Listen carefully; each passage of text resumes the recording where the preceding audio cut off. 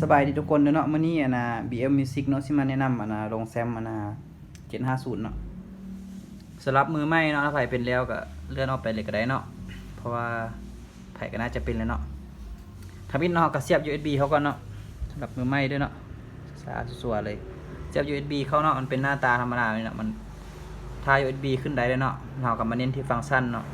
หลังจากที่เสียบ USB แล้วเนาะฟังก์ชันเด้อฟังก์ชันแล้วมาเข้าที่ตัว J เนาะมันจะเป็นว่านี่เนาะภาษาอังกฤษเนาะ Expression Pack เหมือนอย่างนี้เนาะก็อ่านไปเนาะ Install เนาะตัวนี้เนาะเขาเน้นที่ตัว J เนาะมันจะเข้ามาที่แซมเขาเนาะวันนี้เนาะที่ USB เขาเนาะนี่มันแซมของข้าพเจ้าเอามาเนาะโนสตูดิโอเนาะหากเน้นใช้ยืนแพ็คเขาเนาะเน้นใช้แซมเขาเนาะเราเน้นที่ Install เนาะ Install มันเครื่องกับเลข6ทางถึงเนาะกดที่ Install เนาะไปทางนี้เนาะทางรูมเนาะ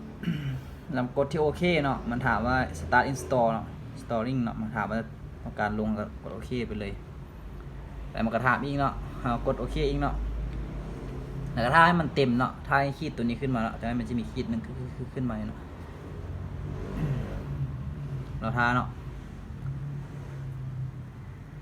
มันกำลังติดตั้งเนาะขึ้นกับเครื่องเนาะบางเครื่องกับไวเครื่องกับช้าเนาะนี่มันจะขึ้นมาเนาะถ้าให้ตัวขีดดำเนาะขึ้นมาเต็มพีก็ถือว่าจะได้เนาะถือว่าจะเข้าไปไซต์ได้เลยเนาะก็มีเท่านี้เนาะง่ายๆเนาะถ้าฝ่ายบอลเป็นหรือบอลเข้าใจก็แชทถามได้เด้อเนาะขอจบคลิปเท่านี้เนาะขอบใจเนาะ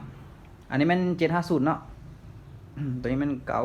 910ก็ฝ่ายสนใจคีย์บอร์ดถามได้เด้อเนาะ